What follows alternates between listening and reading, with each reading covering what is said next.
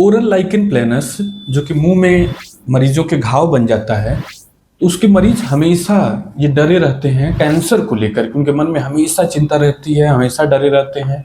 और कई बार तो ऐसा आता है कि जब वो ओपीडी में आते हैं और एकदम फूट फूट करके रोने लगती है, एकदम डर के मारे उनकी एकदम हालत खराब होती है।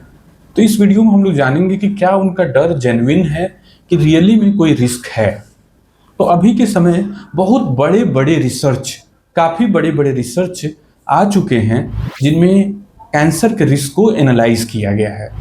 तो रिस्क का यदि बात किया जाए तो एक एवरेज कहा जाए, औसत रिस्क जो निकल के आया रिसर्च में, तो वो 0.4 से लेकर के लगभग 2% लोगों में कैंसर की प्रॉब्लम लॉन्ग टर्म पर देखी गई है।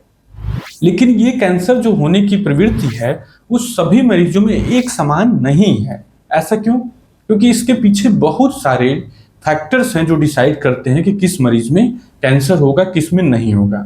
जैसे कि लाइकेन प्लेनस की जो वैरायटी है वो निर्धारित करती है। इसमें यह देखा गया है कि यदि इरोजिव लाइकेन प्लेनस, मतलब जिसमें घाव है लाइकेन प्लेनस में, उसमें, और एट्रोफिक टाइप जिसमें वहां की स्किन सूखी हुई है, तो ये तो लाइकेन प्लेनस के वैरायटी में ज्यादा रिस्क देखा गया है दूसरे लाइकेन प्लेनस के तुलना में। इसी तरह से लाइकेन प्लेनस कहां पर है उस पर भी रिस्क देखा गया है। जैसे कि यदि टंग पे है, जीभ पे है लाइकेन प्लेनस, और फ्लोर ऑफ माउथ पे है, जो नीचे तलहटी है माउथ का, जीभ के नीचे वाला हिस्सा, वहां पर है, तो वहां पर भी थोड़ा रिस्क बढ़ जाता है। इसके अलावा कॉन्कोमिटेंट रिस्क फैक्टर जो है वो भी मौजूद है, तो और ज्यादा कैंसर का रिस्क बढ़ जाता है।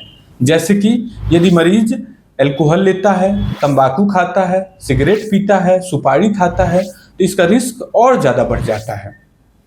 इसके अलावा फीमेल्स में थोड़ा सा रिस्क ज्यादा देखा गया है, बूढ़े लोगों में ज्यादा रिस्क देखा गया है।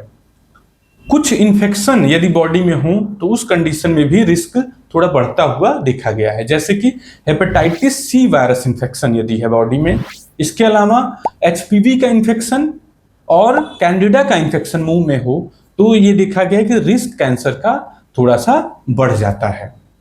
तो आप अब देख सकते हैं कि एक तो रिस्क जो था वो इटसेल्फ कम है कैंसर का, 0.4 टू लगभग 2% के आसपास है, और उसमें भी मल्टीपल मॉडिफाइबल फैक्टर्स हैं कि जिसके आधार पर ये रिस्क घटेगा या बढ़ेगा।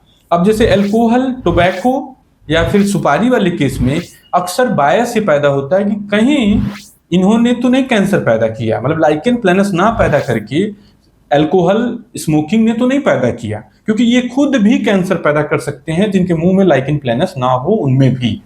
इसीलिए ये हमेशा डिबेट वाली बात रही है। तो इनसे आप बचने के लिए आप क्या कर सकते हैं? आपको पैनिक नहीं होना, घबराना नहीं है, आपको रेगुलर डॉक्टर के ट्रीटमेंट में रहना है। ऐसा क्यों? क्योंकि डॉक्टर जब भी अल्सर बनेगा या घाव बनेगा जो कि जल्दी ठीक ना हो रहा हो, तो उस कंडीशन में वो स्किन बायोप्सी ले लेगा, छोटा सा पीस ले लेगा।